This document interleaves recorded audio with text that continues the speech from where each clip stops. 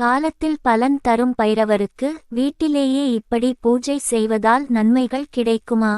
வீட்டில் பூஜை செய்வது சரியா தவறா? பைரவரை இந்த கிழமையில் எப்படி முறையாக வழிபட வேண்டும் என்பது போன்ற தகவல்களை இந்த பதிவில் நாம் தெரிந்து கொள்ளலாம் வாங்க. பொதுவாக பைரவர் படத்தை வீட்டில் வைக்கக்கூடாது என்பது நியதி. பைரவர் உக்கிரமாக இருப்பதால் உக்கிர தெய்வங்களை வீட்டில் வைக்கக்கூடாது என சாஸ்திரத்தில் சொல்லப்பட்டுள்ளது.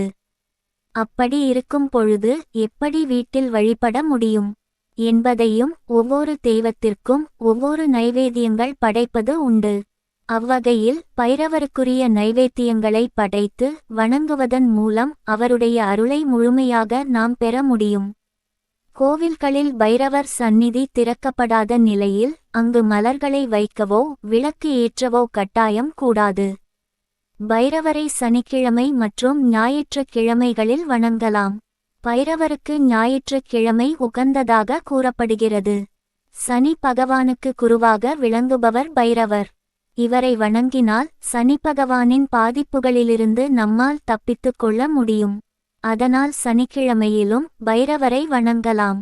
தீராத கடன் பிரச்சினை இருப்பவர்கள், சனி திசை நடப்பவர்கள், பில்லி சூனியம் ஏவல் போன்ற தீய சக்திகளிடம் மாட்டிக்கொண்டு தவிப்பவர்கள், தொழில் மற்றும் வியாபாரம் உத்தியோகம் போன்ற வருமானம் ஈட்டக்கூடிய வகையிலிருக்கும் பாதிப்புகள் நீங்கவும் பைரவரை வணங்கலாம்.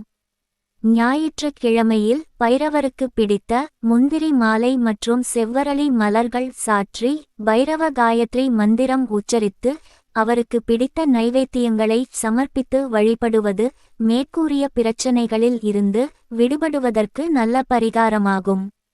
தேய்பிறையில் வரும் அஷ்டமி திதியில் பைரவரை வணங்க கேட்டதெல்லாம் கிடைக்கும்.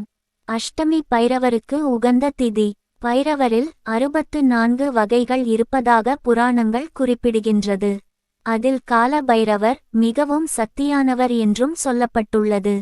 காலத்திற்கு நமக்கு உதவி செய்ய ஓடோடி வருவதாக காலபைரவர் புராணம் கூறுகிறது. அதாவது கூப்பிட்ட குரலுக்கு தக்க சமயத்தில் வேண்டிய நேரத்தில் உதவி செய்யவும் காலபைரவரை அழைக்கலாம் என்பது அதில் கூறப்பட்டுள்ள தகவல் ஆகும். கால பைரவருக்கு நைவேத்தியம் படைக்க பீட்ரூட்டை வேக வைத்த தண்ணீரை கொண்டு சாதம் கலந்து தயாரிக்கலாம். வெண்பூசணியால் செய்த உணவும் பைரவருக்கு மிகவும் பிரியமானது. எலுமிச்சை சாதமும் நைவேத்தியமாக படைத்து பைரவரை வழிபடலாம். பணக்கஷ்டத்தில் இருப்பவர்கள் பைரவருக்கு நாணய அர்ச்சனை செய்வது வழக்கமாகும். குபேர பகவானுக்கு எப்படி 5 ரூபாய் நாணயங்களை அர்ச்சனை செய்கிறார்களோ அதேபோல் பைரவருக்கு 108 ரூபாய் நாணயங்களை அர்ச்சனை செய்வது மிக விசேஷம் ஆகும்.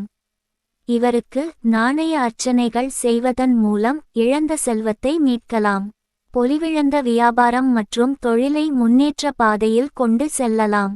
இவரை வீட்டில் வணங்குவதற்கு நீங்கள் விளக்கு வைக்கும் நேரத்தில் 7 அகல் தீபங்களை வாசலில் வைத்து உங்களுடைய அன்றாட பூஜையில் அவருக்கு பிடித்த நைவேத்தியங்கள் படைத்து பைரவரின் வாகனமாக விளங்கும் நாய்களுக்கு உணவளிக்கலாம். உங்களால் முடிந்தால் ஏழை எளியவர்களை அழைத்து அன்னதானம் செய்யலாம். இவ்வாறு செய்து வருபவர்களுக்கு பைரவர் உடைய படம் உங்கள் வீட்டில் இல்லாவிட்டாலும் உங்களுக்கு பைரவருடைய அருள் பரிபூரணமாக கிடைத்து விடுவதாக சாஸ்திரத்தில் சொல்லப்பட்டுள்ளது. மேலும் இதுபோன்ற ஆன்மீகம் சம்பந்தமான பதிவுகளை காண ஓம் சிவசக்தி ஆன்மீகம் எனும் நம்ம சேனலை மறக்காம சப்ஸ்கிரைப் பண்ணுங்க. நன்றி.